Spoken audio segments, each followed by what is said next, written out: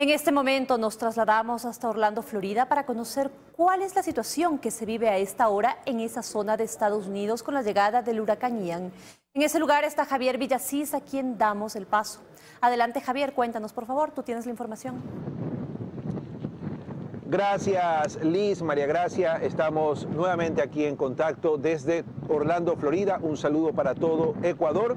Soy Javier Villasís, aquí reportando el paso del huracán Ian, que entró categoría 4 por la costa oeste de Florida. La zona de Naples, la zona de Fort Myers, es zona devastada, lo dijo el gobernador Ron DeSantis. Ya hasta el momento estamos cerca de una decena de muertos, también heridos. Penosamente la cifra va a ir cambiando. Más de 2,5 millones de personas sin energía eléctrica. Pero, ¿qué está pasando en Orlando? Lo que ven aquí. Y vean ustedes este árbol. La señora Maritza Cedeño, bienvenida. Cuéntenos un poco lo que ha vivido siendo de Guayaquil como turista. ¿Se imaginaba algo así? Bueno, no, porque en nuestro país no suelen suceder estas cosas y realmente he podido ver lagos inundados, ráfagas de vientos muy fuertes, carros incluso totalmente cubiertos de agua. ¿Cómo fue el sonido en la madrugada?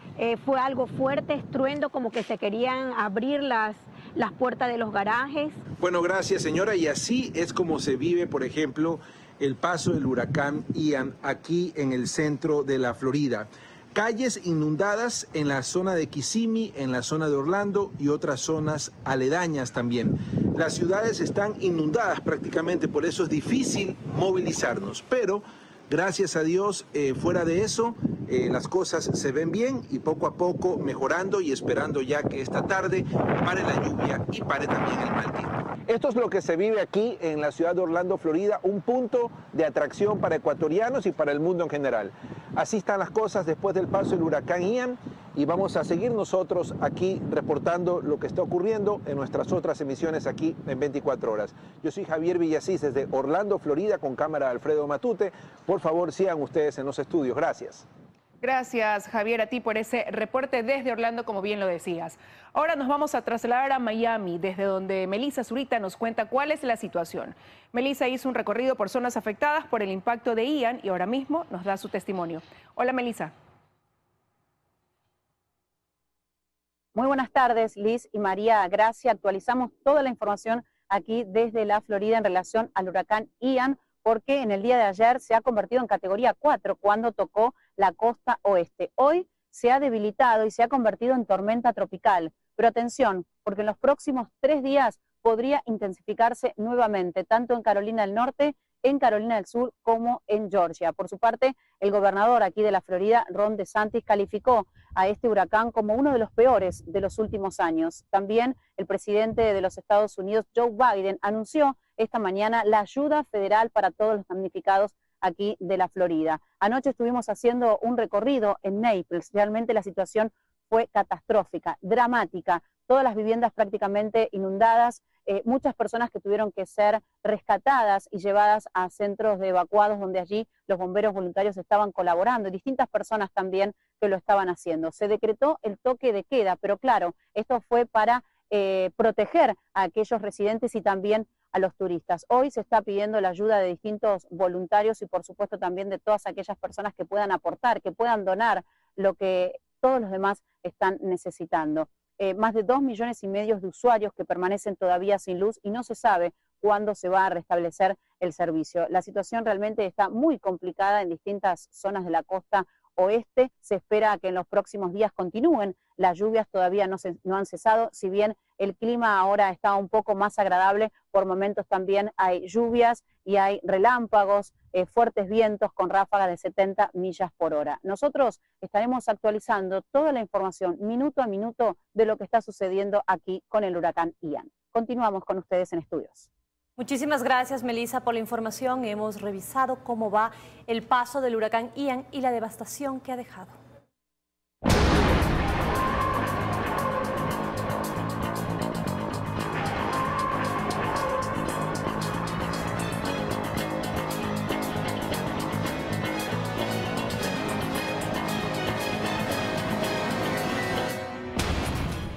Retomamos la información nacional. La Procuraduría General del Estado presentó su anteproyecto de la nueva ley de la Procuraduría con el fin de mejorar el enfoque que se ejecuta.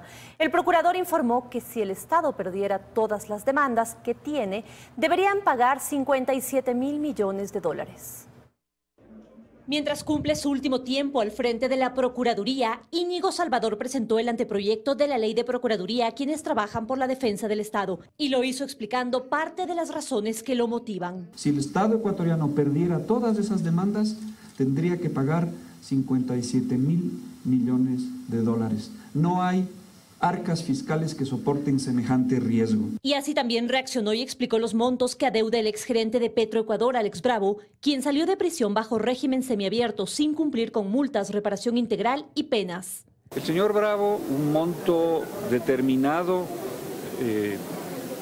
a él personalmente de 365.000 dólares. Y en el caso de asociación ilícita junto a otros 50 millones de dólares. Por esto aseguró el procurador que solicitará la información requerida. El tribunal tendrá que darle al señor Alex Bravo 30 días para que cumpla con el pago de la indemnización. Y si es que no lo cumple, entonces tendremos que iniciar nuevas acciones penales contra él por incumplimiento de orden de autoridad competente. Asimismo, se refirió al caso de los hermanos Isaías y manifestó que nunca estuvo dispuesto a sentarse a negociar con sus abogados. Siempre pensé que la demanda de indemnización por daños y perjuicios de 2.000 millones de dólares fue un intento por sentar al Estado a negociar. Y el Estado no se sentó a negociar. Yo nunca admití. Dijo que la justicia que falló a favor de ellos debe estar sometida a presiones. Lamentablemente se ve que los tribunales ecuatorianos están sometidos a muchísima presión. Presión política y probablemente, esto no lo puedo asegurar, presión económica. Investiguen los vínculos de las directivas del Consejo de la Judicatura en la provincia del Guayas con los hermanos Isaías. De acuerdo con el procurador, en estos y otros casos continuarán buscando mejores condiciones para el Estado ecuatoriano. En Quito, María Gracia Acosta, 24 horas. El presidente de la Corte Nacional de Justicia confirmó que cumplirá con el pedido de la Corte Constitucional de enviar una terna para elegir al presidente del Consejo de la Judicatura. Aún no define si mantendrá los nombres de la última terna o enviará una nueva. El presidente del Consejo de la Judicatura surge de la terna que envía el presidente de la Corte Nacional de Justicia. Mi pronunciamiento seguirá siendo siempre en derecho. La Corte Constitucional así determinó, nos asistió la razón y por lo tanto lo que haré es cumplir con mi deber constitucional.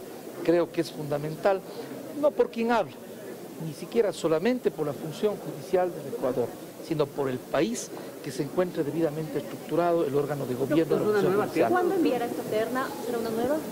Voy a analizar y adoptar la resolución. Desde luego, sin perjuicio de que es atribución del presidente de la Corte, voy a conversar con mis compañeros en el Pleno.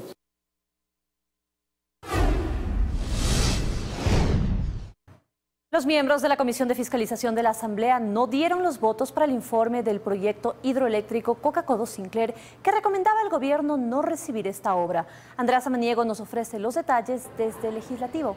Hola Andrea, muy buenas tardes, te escuchamos.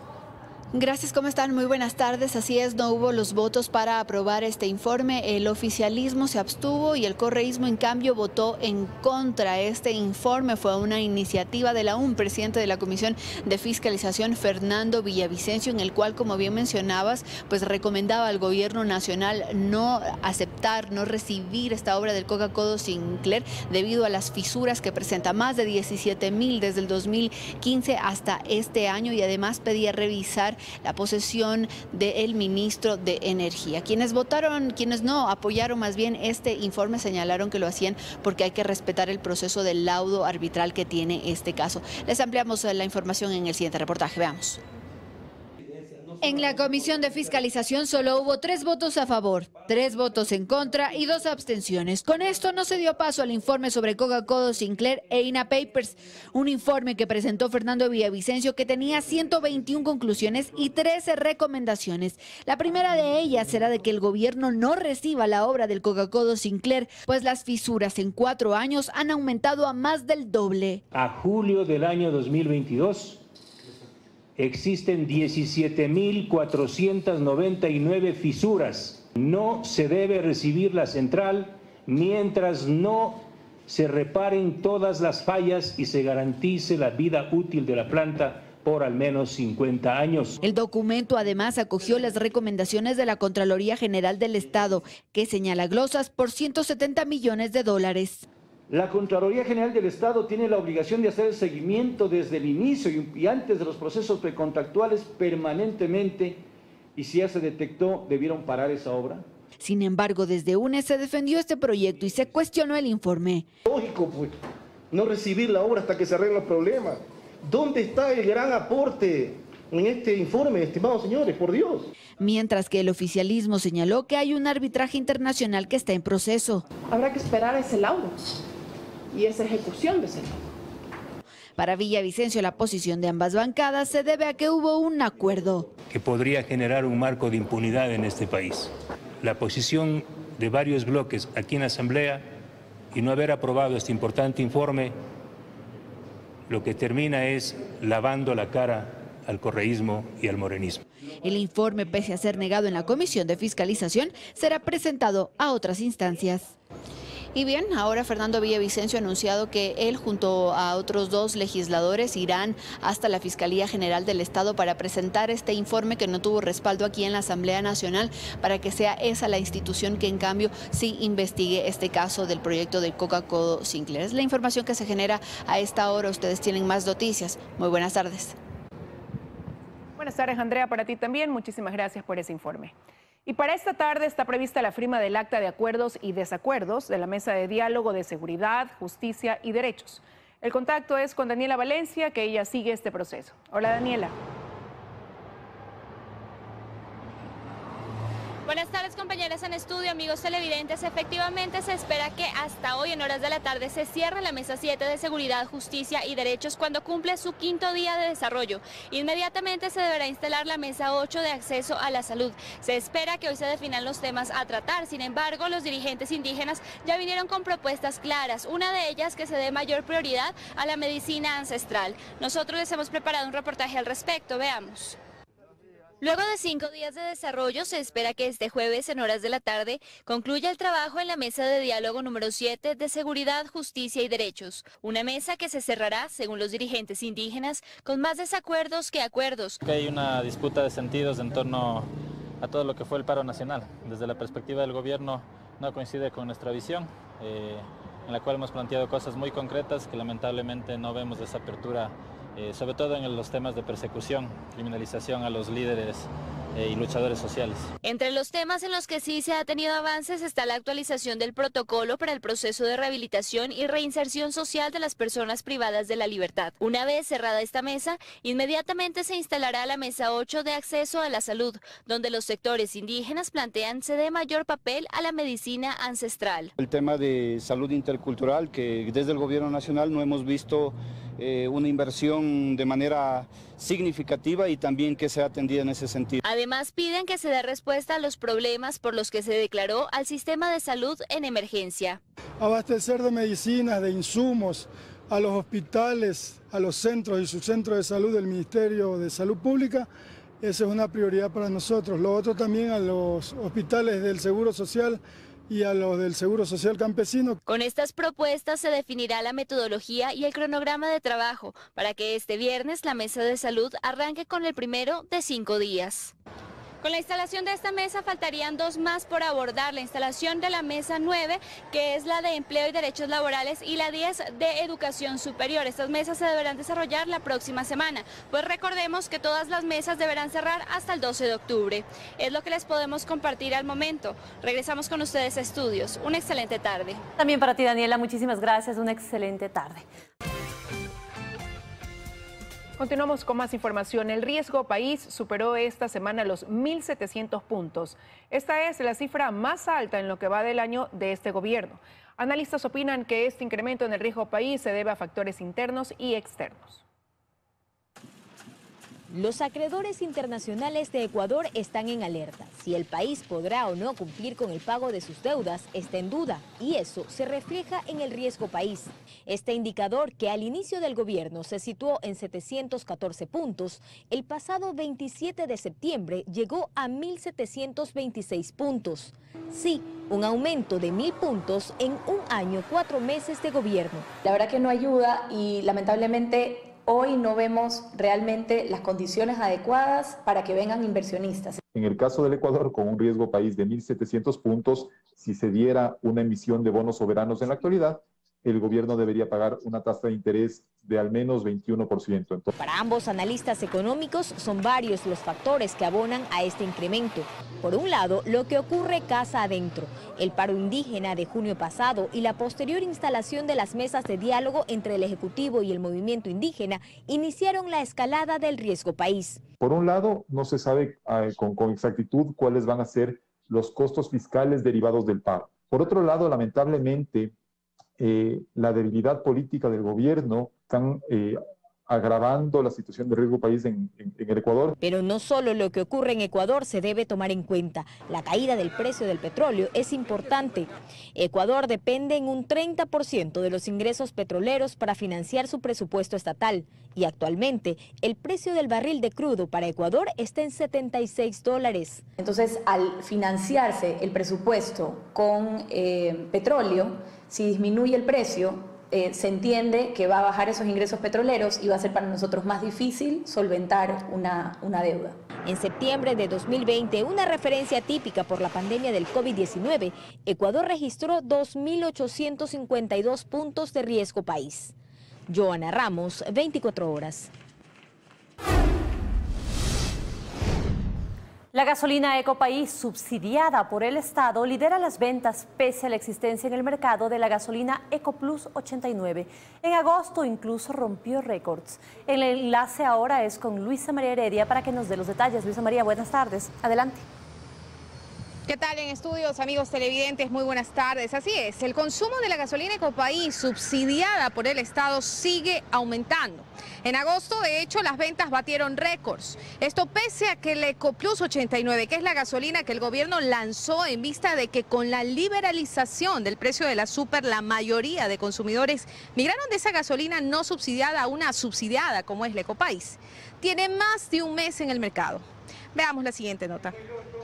Datos de la Cámara Nacional de Distribuidores de Derivados de Petróleo del Ecuador revelan que el mes pasado al sector automotor se le vendió más de 1.3 millones de barriles de Ecopaís. De acuerdo con Miguel Robalino, analista hidrocarburífico, este incremento de la demanda responde a una tendencia que incluso antes de la pandemia ya estaba clara. La demanda ha ido creciendo constantemente. De hecho, en el año 2019, previo a la pandemia, subió casi un 4%. Y esa ha sido la media. Pero principalmente se debe a su costo, dice Iván Casanova, vicepresidente de la Asociación de Propietarios de Gasolineros del Ecuador. Pues la Ecopaís, que tiene 85 octanos, tiene un precio fijo de $2.40 el galón, frente a los $3.70 que hoy por hoy vale el galón de la EcoPlus 89 octanos, que es la nueva gasolina que hace poco más de un mes el gobierno lanzó para hacerle frente a la alta migración de consumidores. Tras el incremento del costo de la gasolina super de 92 octanos, cuyo precio fluctúa cada mes según el mercado internacional del petróleo y que actualmente se vende a $4.68 el galón. Definitivamente la gente prefiere precio por calidad. Cabe mencionar que entre el 23 de agosto y el 23 de septiembre pasado, Petroecuador vendió cerca de 7.000 barriles de EcoPlus 89, cuando la meta fijada era de 46.000 barriles. Lo que están mirando son los consumidores de la Super a la EcoPlus, y ese no era el objetivo. El objetivo era que el consumidor de la Eco usa esta gasolina para disminuir el subsidio. Robalino cree que aún hay que esperar para hacer una evaluación de la real aceptación que ha tenido este combustible en el mercado. Estos planes pilotos hay que entender que tienen un proceso no de tan corto plazo. Yo creo que la EcoPlus debemos darle un poco más de tiempo para que se segmente mejor en el mercado, pero el gobierno también necesita hacer sendas campañas de socialización. Lo cierto es que debido al subsidio de $1.05 que por galón de Ecopaís paga el Estado ecuatoriano, solo en agosto se gastaron $50 millones y 450 millones en lo que va del año. Es todo lo que puedo informarles. Continúan ustedes en estudios con más noticias. Muy buenas tardes. Buenas tardes también para ti, Luisa María. Muchas gracias. Revisamos otros temas. El número de muertes violentas y el hacinamiento se han reducido en las cárceles según el Servicio de Prisiones. Esto a un año de la peor masacre carcelaria registrada en el país. Carlos Acoto nos acompaña y nos tiene más detalles. Hola Carlos, adelante. ¿Qué tal? Muchas gracias. 125 privados de la libertad fueron brutalmente asesinados hace un año en la penitenciaría del Litoral. Familiares y organizaciones de derechos humanos recordaron este día con plantones, en los que exigieron también justicia y reparación, pues 365 días después, las investigaciones abundan, pero no hay sentencias. Les hemos preparado un reportaje al respecto. Casi la mitad de todas las muertes violentas suscitadas en las cárceles del país durante el 2021 ocurrieron en un solo día, en una misma cárcel. Fue el 28 de septiembre de 2021 en la penitenciaría del Litoral. Por el número de asesinatos, la de ese día pasó a la historia como la peor masacre carcelaria del país. 125 fueron asesinados. Se usaron explosivos para demoler paredes y armas de todo tipo. La mayoría de los reos asesinados estaban en el pabellón 5. Algunos cumplían prisión preventiva, otros estaban a punto de salir. En criminalística no solo tuvieron que contar los cuerpos, sino también reconstruirlos, pues algunos fueron desmembrados y otros también incinerados. El trabajo duró casi 2 semanas. El Comité de Derechos Humanos concluyó que las masacres fueron previstas, anunciadas y planificadas por parte de grupos de PPL que ejercen control sobre pabellones, especialmente en la penitenciaría del Litoral. Este miércoles se cumplió un año. Familiares, amigos y compañeros realizaron plantones en memoria de las víctimas, pero también a manera de reclamo. Pues amén del centenar de denuncias que se colocaron en fiscalía, aún no hay justicia y menos aún reparación. La organización Human Rights Watch reporta que hasta mediados de julio las autoridades de Ecuador no habían condenado a ninguna persona por su participación en las masacres ocurridas durante 2021. Y eso sí, así hasta la fecha. Hay investigaciones, un par de procesados, pero ningún sentenciado. Peor aún, no se acuerda todavía un mecanismo de reparación a las familias. Desde el SNAI se prefiere comparar el año en curso con lo que ocurrió en 2021. Una reducción del menos 65%, es decir, 165 muertes menos que el año 2021. Guerrero Landazuri. Pero las familias piden que esta masacre no quede impune, pues 365 días han pasado y las heridas siguen abiertas. Y bien, pese a que en comparación con el 2021 las muertes violentas se han reducido, solo este año se han registrado 3 masacres con más de 70 asesinatos y además una veintena de suicidios tras las rejas. Hasta aquí nuestro informe. Muchas gracias. Muchas gracias, Carlos, a ti. Y a través de las captadoras ilegales de dinero, las bandas que se dedican a fabricar dólares falsos en Ecuador y ponen a circular la mayor cantidad de billetes en el mercado. El resto se pasa por medio de negocios que únicamente aceptan efectivo, como las tiendas de barrio, gasolineras y mercados.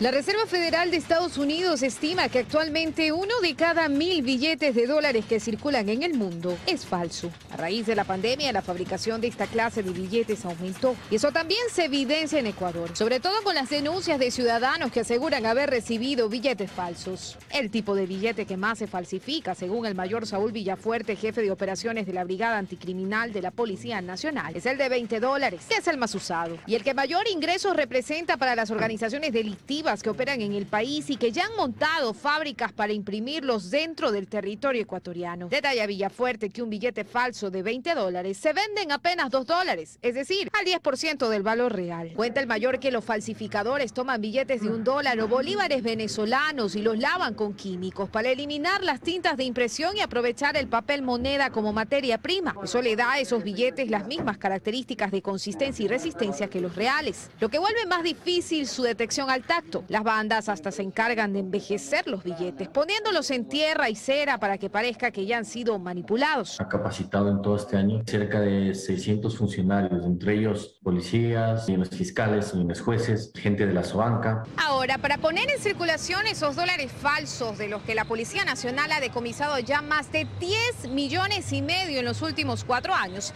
estas organizaciones delictivas asentadas en Ecuador tienen 2 estrategias específicas.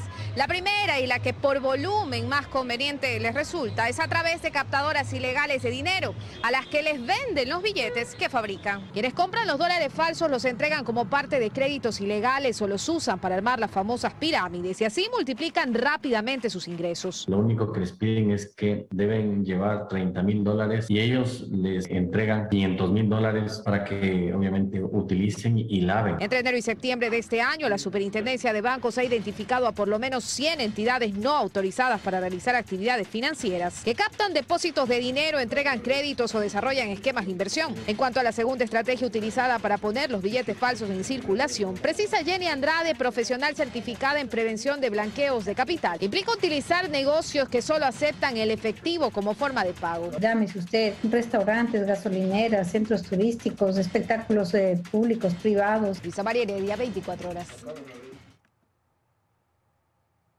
En las últimas horas se han registrado varias muertes violentas en Guayaquil. En uno de los casos, una mujer fue asesinada con 15 disparos luego de dejar a sus hijos en la escuela. La directora del establecimiento resultó herida y fue alcanzada por balas perdidas. La mujer murió de forma inmediata luego de ser atacada con 15 disparos. El crimen se registró cuando Alexandra Takuri llegó a dejar a sus 2 hijos a la escuela. La directora del establecimiento recibió a los niños. En ese momento 2 hombres se acercaron y dispararon en reiteradas ocasiones. Durante el ataque la directora resultó herida. Son 3 tiros que le han pegado. ¿3 tiros? Sí. La conductora del carro trasera batea terminó estrellándose con una pared de la escuela. Presenta 3 antecedentes en el sistema SIGNE por sustancias sujetas a fiscalización. La escuela se convirtió en la escena del crimen. Los padres de familia y los alumnos que a esa hora ingresaban a la institución se aterrorizaron. Las clases fueron suspendidas por este ataque violento hasta el día lunes. El suceso ocurrió en la cooperativa Horizontes del Fortín noroeste de Guayaquil. Luego de hacer el levantamiento del cadáver, los agentes de criminalística requisaron el automotor. Debajo del asiento encontraron droga lista para la comercialización. Se encontró en posesión de la hoy fallecida 48 funditas. Por otro lado, en el bloque 4 Evasión Popular, gatilleros llegaron a los exteriores de una casa y dispararon por más de 20 ocasiones. Un hombre murió en el sitio y 4 resultaron heridos. Luego de las intervenciones, uno de los heridos falleció. Tenía 16 años. También en la cooperativa La Fragata, sur de la ciudad, sujetos a bordo de una motocicleta dispararon a los ocupantes de un vehículo. En el camino, un señor que circulaba en una bicicleta fue alcanzado por una bala perdida y falleció. Además, murió uno de los que iban en el vehículo. Como víctima colateral, una persona que se movilizaba en bicicleta por el sector es alcanzada por un impacto de proyectil y también fallece en el lugar. A la fecha, en la zona 8 que abarca Guayaquil, Durán y San Borondón, suman 1.077 asesinatos. Paul Tutibén, 24 horas. Hoteles, supermercados, restaurantes y representantes de la sociedad civil ejecutarán estrategias para un mejor control del desperdicio de alimentos en el país. En el Ecuador se desperdician anualmente 939,000 toneladas de alimentos de hogares, hoteles, supermercados, restaurantes, entre otros sectores. Esto representa un presupuesto aproximado de $334 millones. La situación sobre este tema es realmente preocupante, porque así como ha crecido el desperdicio de alimentos en el país, también crece de una manera alarmante la desnutrición crónica infantil en sectores vulnerables. Se desperdician más de 400 toneladas al día de alimento que es totalmente apto para el consumo humano, mientras la mitad de los quiteños está sufriendo de hambre. Por ello, varios sectores como restaurantes, hoteles, supermercados y de la sociedad civil se han unido para generar estrategias respecto al desperdicio de alimentos. Una de las cadenas más grandes de supermercados, por ejemplo, realiza donaciones al Banco de Alimentos de Quito de productos que por algún motivo no van a ser comercializados. El llamado también hoy en día es justamente cómo podemos unir esfuerzos entre todos para lograr esta meta final, que es alimentar a mucho más gente con estos productos que no deberíamos desperdiciarlos. El Banco de Alimentos de Quito, que funciona desde el 2003, es el encargado de distribuir los productos a los sectores más necesitados, productos que son donados por los sectores turísticos, comerciales y hoteleros. Salvando todo tipo de alimento, incluso alimento que está próximo a caducar, que se puede reprocesar y se puede distribuir a población que lo necesita. A esta grandiosa iniciativa se unieron también los representantes de restaurantes, quienes además de donar alimentos para los sectores más vulnerables, procesan alimentos para animales. No se trata solamente de una mala práctica del botar, creo que lamentablemente llegamos a un punto en el cual no queda más, tenemos que romper ese punto y buscar qué más podemos hacer con esos alimentos. Pero además lo que busca esta iniciativa impulsada por algunos sectores es que la ciudadanía sea más recursiva con la compra de alimentos. Otro de los temas críticos que han detectado es que muchas familias adquieren alimentos que no son consumidos y terminan en la basura después de caducar. En Quito, Paul Coello, 24 horas. El Hospital General José María Velasco Ibarra y los más de 20 puestos de salud en la provincia del Napo están en crisis por la falta de ambulancias. Hay personas que son transportadas en vehículos particulares ante la falta de las unidades móviles de emergencia. La falta de ambulancias operativas y en buen estado del Ministerio de Salud Pública en la provincia del Napo es notoria. No se han visto prácticamente ambulancias más que las que tiene el hospital. Sergio Vega, secretario de los Trabajadores de la Salud en Napo, denunció este tipo de atropellos que padecen por falta de ambulancias en las 25 unidades operativas de salud de los 5 cantones que tiene Napo. Está haciendo el servicio de ambulancia una camioneta que está paralizada en Chonta Punta. El rato que exista algún accidente tiene que traer en el balde de la camioneta. Mariana Aguinda cuenta que ella tuvo que esperar hasta 45 minutos por una ambulancia del Ministerio de Salud Pública, pero que nunca llegó. Ante la desesperación no le tocó de otra que llevar a su familiar en un vehículo particular hasta una casa de salud. Casos como este se vienen repitiendo cada día y sin soluciones prontas. En la parte trasera del taxi, así se les trae a los pacientes. Así, mire, de esa manera, por lo que no existen ambulancias adecuadas para traer a esos pacientes que tienen las urgencias en el casco rural. En su visita a Napo, el ministro de Salud reveló que en el país existen unas 150 ambulancias inoperantes. Sin embargo, aún están en camino los procesos de adquisición de un nuevo lote de ambulancias para reemplazar a las que ya cumplieron su vida útil, sostuvo. Alrededor de $24 millones para la compra de las 158 ambulancias. Esperamos a inicios de este mes de octubre, en los próximos 15 días, firmar el contrato y luego tener entregas que nos han ofrecido a los 3 y 6 meses. Al momento en Napo existen 9 ambulancias, funcionan 8, una de estas en proceso de chatarrización. Todas las ambulancias cumplieron ya su vida útil. Llegaron allá por el año 2007 y 2009. En el año 2020 se informó que ya no están aptas para brindar servicio. No obstante, aún están en ruta con sus limitaciones. La mayor parte del mes pasan en la mecánica. Las 25 unidades prácticamente no disponen de este servicio de ambulancia. Federico Tapo, y dirigente de la Federación de Organizaciones en Napo, FOIN, sostiene que habitantes de las comunidades distantes se ven limitados de acceder al servicio de ambulancias tras las emergencias. No hay ambulancia porque están nuestra gente, nuestras madres embarazadas están dando a luz en medio camino. 25 alertas de emergencia se registran a diario. De 12 a 15 son emergencias que van desde accidentes de tránsito, eventos clínicos, obstetricia, traumatismos, entre otros. Actualmente trabajan en convenio con la Cruz Roja. En la provincia del Napo, Roberto Verdesoto, 24 horas.